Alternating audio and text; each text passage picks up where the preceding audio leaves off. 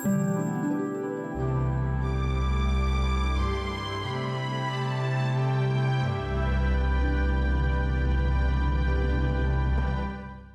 problema sa'yo, Mateo. Masyado ka mabait. Kaya yan, inaabuso ka. Sino? Sino ba yung babaeng yan? Girlfriend niya ni Mateo. Hindi naman gaganda ka. Hindi naman maganda ka. Nakikitira lang po tayo dito kay Sir Mateo. Ayoko naman po na tayo pang maging dahilan para mag-aaway silang dalawa. Sige na naman po, subukan lang po natin silang pakisamahan. Yes, ma'am. Bernice, andito po ako. Makakuha na po natin yung video tonight. Mahal mo ba talaga si Bernice? Kung matatandaan mo, malaki utang ng loob ko sa kanya. Siya tumulong sa akin nung kailangan ko ng tulong. Magkaiba yung utang na loob sa pagmamahal. Tulungan niyo po kung makanap ang anak ko. Eh sabi ko sa kanya, dumiretso siya sa editing room pagkakuha niya ng video. Sana naman nagsusuot yung voice ng babae. Tutulungan kita! Ano ka ba? Uy! Miss, easy lang! Relax lang!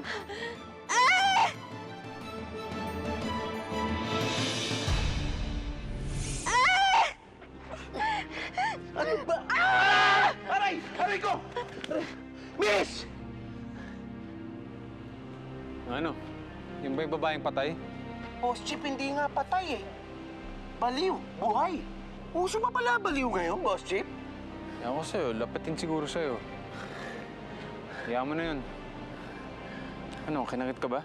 Oo, kinagat ako pero hindi naman tumagos, ang babaw lang naman. Pero alam mo, Boss Chip, napaka-wild ng babaeng yun, ha? Tinulungan ko na nangangagat pa. Parang gigil sa akin, eh. Kasi baliw lang ang pumapatol sa baliw. Oo nga, baliw yun, eh. Ano, iwan mo na yung mobile mo dito. Sige po, Sumakay ka boss. na sa akin. Opo, Boss Chip. Puntahan pa natin pinapasurveillance si Superintendent eh.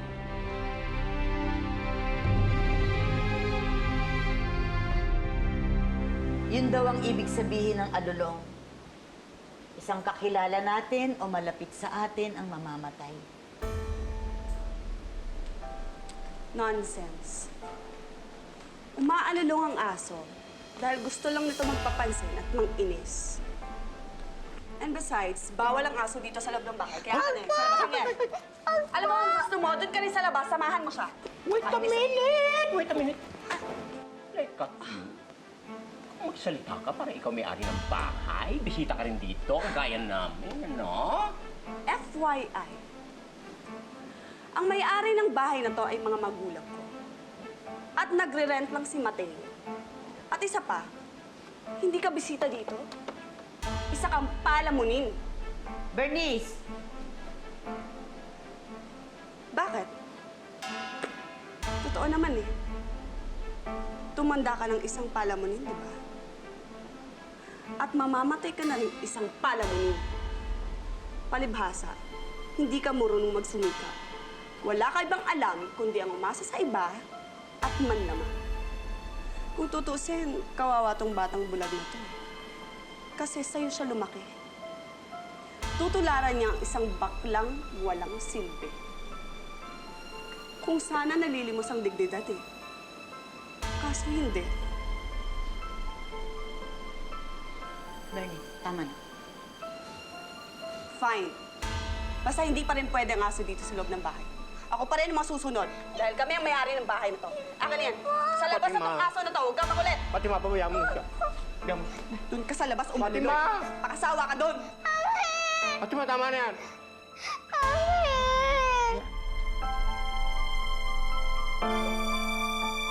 Shut up! Dito ka. Dito ka magbantay. Buisit ka. Bernice, Po, alam ko naman na nagre-renta lang kami dito sa bahay nyo. Pero kailan pa nagkaroon ng rule na bawal ang hayop sa bahay? ngayon bawal na. Since may aso na dito, bawal na ang mga hayop sa loob ng bahay. Alam mo, Bernice, bakit ba ang init-init ng ulo mo? Pati tuloy si Ben at saka si Fatima. Nabubuntunan mo ng galit mong yan. Galit ka ba talaga sa aso o merong ibang dahilan?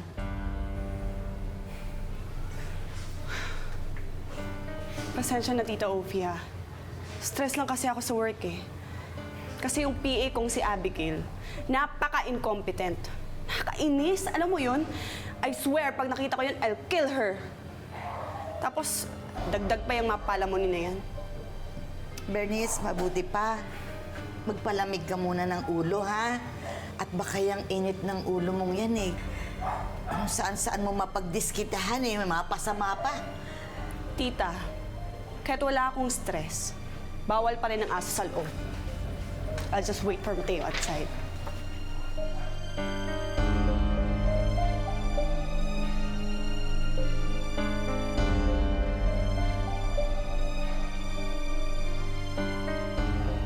Sorry, Angel. No choice.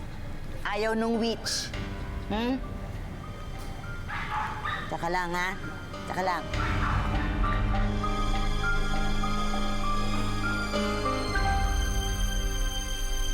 Kawawa naman po si Angel.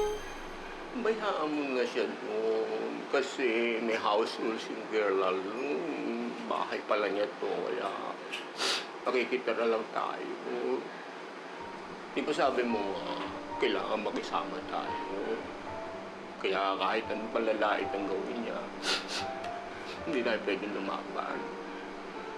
Father Ben, may iyak po ba kayo? Slight lang. Kasi naalala ko yung sinabi niya sa akin. Wala daw akong kwenta, wala akong silbi. Hindi po yun totoo, Mother Ben.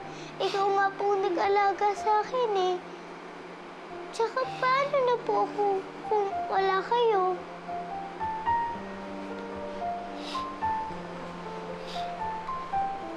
Aminin natin. Tama rin siya. Kaya nga sakit. Tumagos dito sa puso ko kasi totoo yung sinabi niya. Ang laki ng pagkukulang ko sa iyo. Hindi po yun totoo, Mother Ben. Wala po kayong pagkukulang sa pagmamahal sa akin. Tahan na po.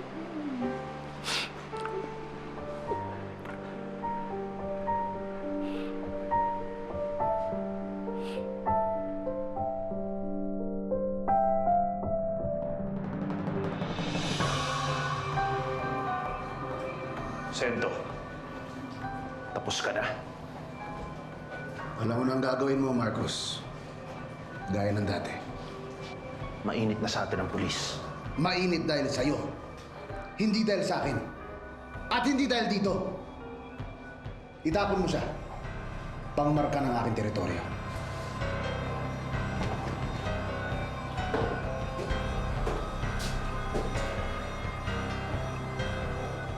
Ang ganda mo. Sayang.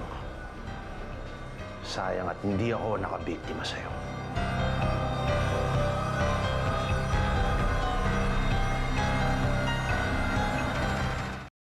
Boss Chip, pasensya na ha.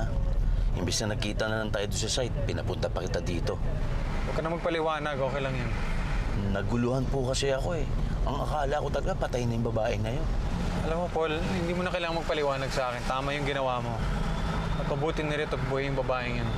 Buhay nga yung babae na yun. Baliw naman.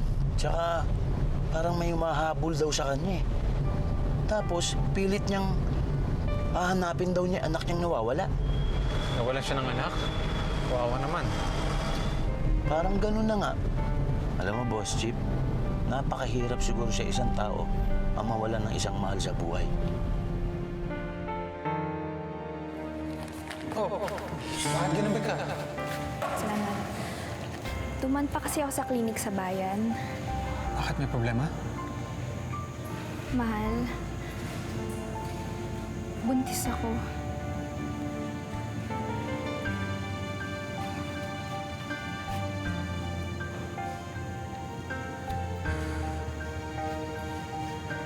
Buntis ka?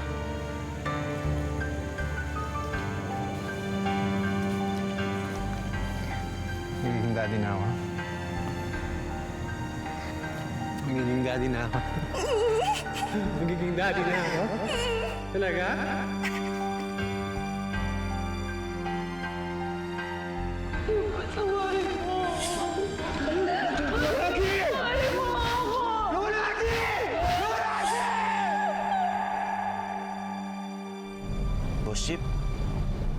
parang natahimik ka.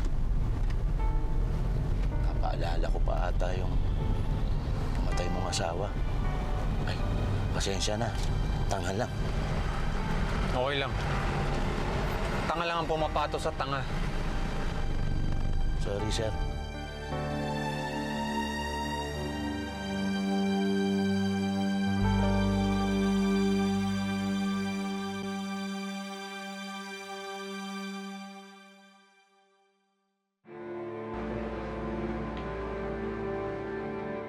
Hindi pa rin tumatawag si Abigail? Patay pa ang phone niya. Eh kung siya kaya patayin ko? Kabwisit talaga. Eh, sasabit ako nito eh. Okay, just keep on calling her. If she doesn't push through, hahanapin ko talaga siya at titirisin ko. Anghel? Anghel? Anghel?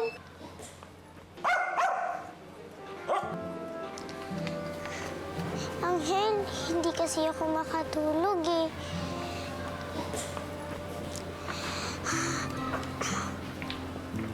Lilipat na lang ako bukas para hindi magalit sa akin si Mother Pen. Pero ngayon, tabi muna tayo. Mahal na mahal kita, Anghel. Lagi mo akong sinasamahan at ngayon, sasamahan din kita.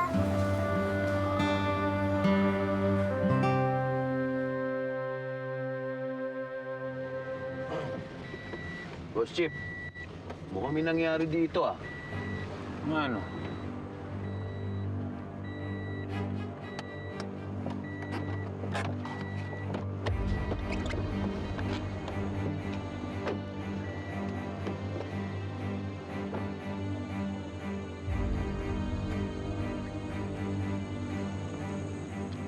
Ay, anong meron dyan? Palis kami.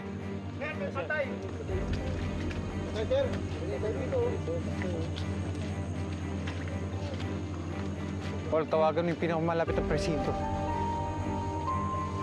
Oh, pumunta kayo dito. Dito sa New Manila. Bilisan nyo na, padala kayo ng tao.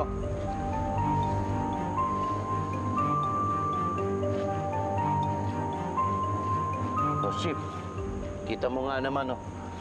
Mukhang nakadalawang babae ako ngayon, ah. Sa isang gabi, ah. Pero tingin ko isang to, wala na to, patay na to. So, teka lang. Bakit ganyan ang kulay niyan? May nabasa ako eh. Na pag ganyan ang kulay ng biktima, ang ibig sabihin yan, ang pumatay dyan, yung serial killer. Paul, kilala ko yata to.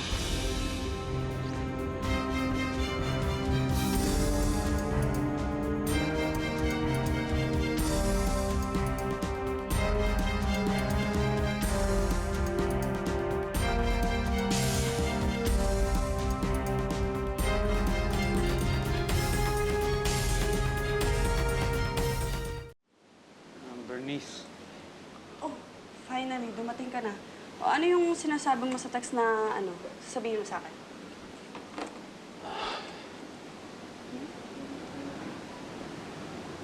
Tungkol dun sa kaibigan mo, si Abigail.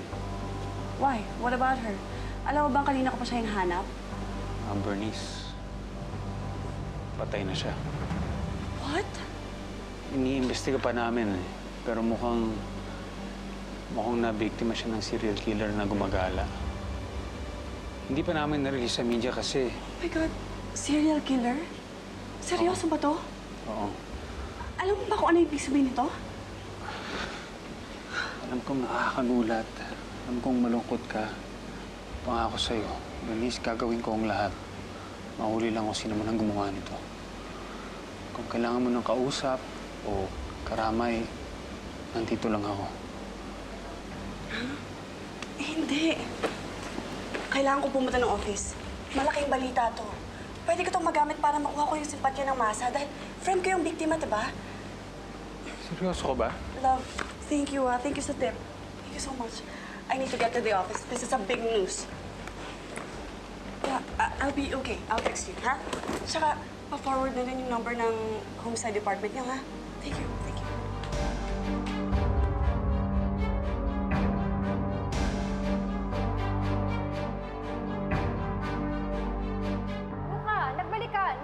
ang anak ko? Hindi pa.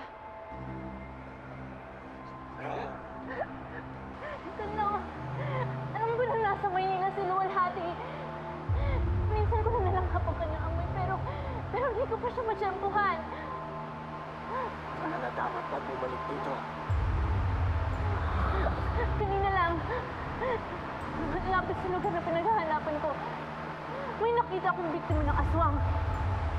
May ibang aswang na gumagala sa syudad at pinangangalandakan ng kanyang mga biktima. May ibang aswang kung saan ako, pero nang himasok ako sa teritoryo niya, hindi ko alam ang gagawin ko. Ibig sabihin, pinapakita nilang biktima nila. Ibig sabihin, nagmamarka sila ng teritoryo, ang mga aswang ng lupa. Isa lang ang maaaring gumawa nito. At yun ay si Sento. Tapos na ang kabilugan ng buwan. Ngunit nabibiktima pa rin siya. Panganib na ito. Huwag ka munang kala dito habang wala ka. Saan kayo pupunta? Ako na mismo ang hahanap kay Luwalhati. Ngunit bago ko gawin yon, kailangan ko munang makipagkitang muli sa aswang ng lupa.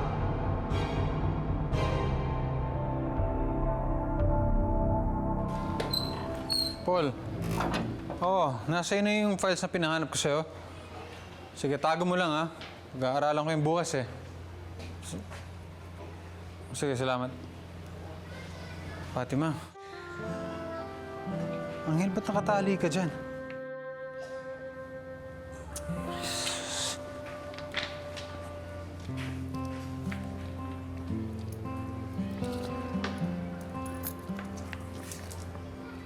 Ay, nako. Fatima? Fatima, gising.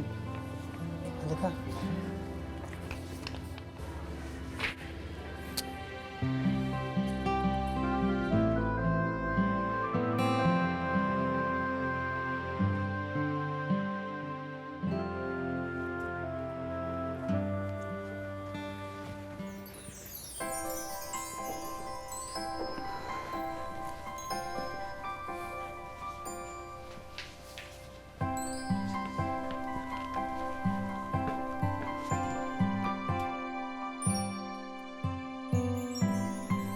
Sige na, dito ka na matulog. Okay lang yan.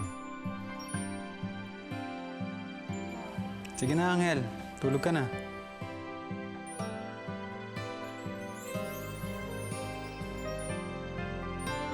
Sige, higa ka na.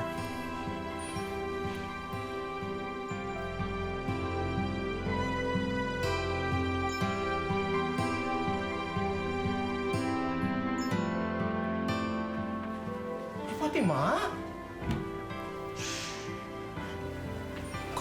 Ka? Ising na lang ako. Wala na sa kwarto mo. Nakita ko siyang natutulog sa labas eh. Kaya dinala ko siya rito. Oo, hindi kasi sanay yan na matulog na hindi katabi yung aso niya. Kaso magagalit si Bernice. Kasi bawal daw dito sa loob ang aso, kaya... Ako nang bahala kay Bernice. Kakausapin ko siya. Pero Mother Ben, dito muna si Fatima. Ha? Ako muna magbabantay sa kanya. May gagawin pa naman ako eh. Salamat ha, Mateo. Alam mo, bait-bait mo.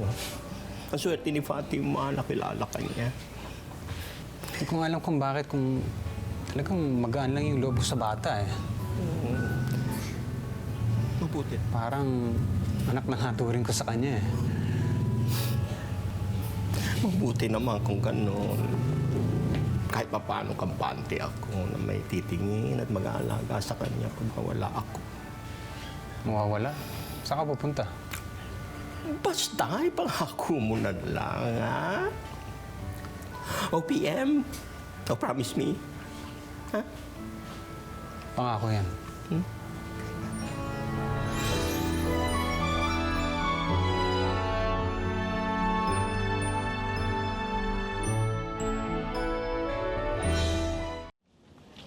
Hoy, wag ka dyan! Gising, gising! Hoy! Gising, gising! Pesto ko to. Dito kumakain ng mga customer ko. Pasensya na po, hinahanap ko lang po yung anak ko. Eh, sa ibang lugar ka maghanap. Wala dito yung anak mo. Sige na, alis. Alis. Alis.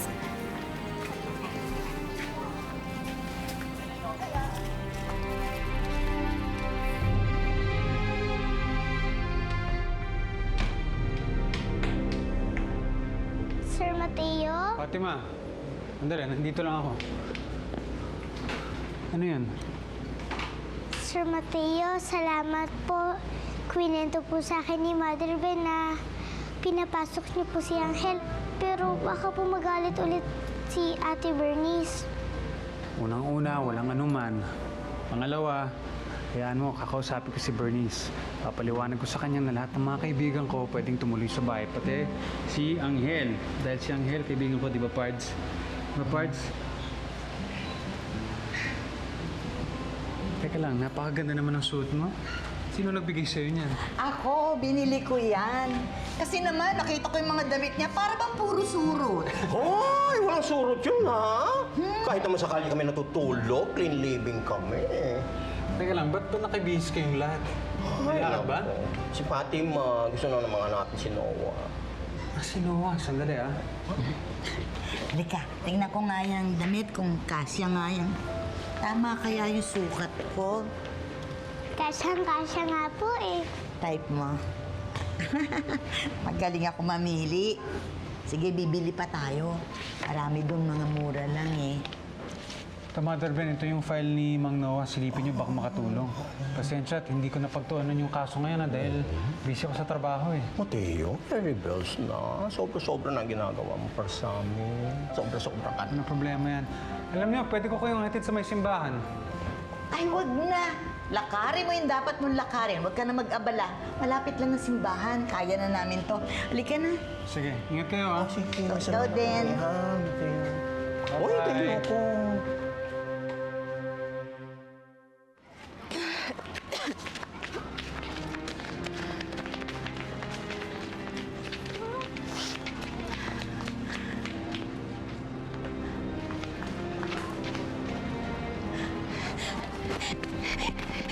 Anak! Bitawan mo siya! Anak! Nanay! Tagal mo ko! Anak ko! Tagal lang ito hinahanap. Magnanakaw ng bata! Anak ko, diba?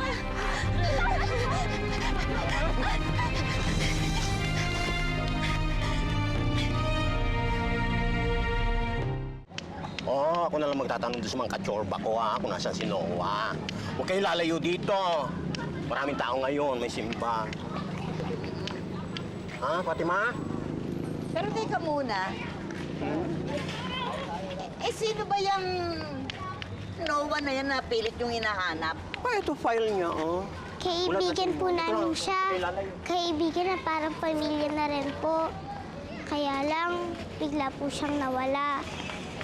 Di ba po, pag may nawawalang kaibigan o miyembro ng pamilya, hahanapin niyo? Di po ba? O sige, babasahin ko to ha. Diyan ka lang ha. Baka sakaling dito ko makita ang clue kung saan hahanapin yung Noah na yon. Naku, hindi pa rin ho bumabalik si Noah. May mga ibang baliw na nga na pumalit sa kanya eh. Bakit mo ba hinahanap ngayon? Eh kasi si Fatima, napalapit na yung batang yung kay Noah eh. Mabait naman yung mama, kaya lang may tililing. Ba't ka ba? Anak ko, anak ko, anak ko, anak ko. Si Isa. Oh?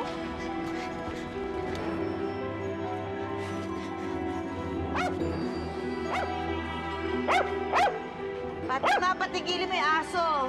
May namimisa sa simbahan. Bakit, Angel?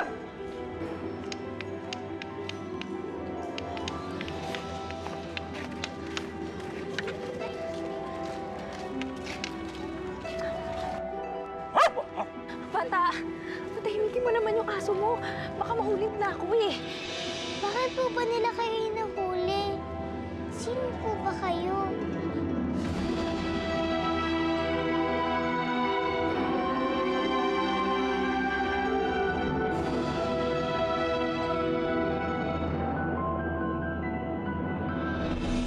Kagabi kagabi, umatake na naman ang serial killer na matagal na nating hinahanap. Mukhang ikaw nga ang hinahanap namin. Sa tingin mo ba may kababalagan sa kasong ito? Sir, hindi basta tao may gawa nito eh. Isang aswang. Handa na ang hapunan mo, Sir Peter. Alam na natin kung saan sila nag-ooperate. At kung magkamali siya, mahuli din natin siya. Kahit wala ako sa anyong manananggal, naaamoy ko pa rin ang samyo ng anak ko. Hoy! Huli ka! Tika, saan ka pupunta? Ang lapit niya. Fatima! Fatima!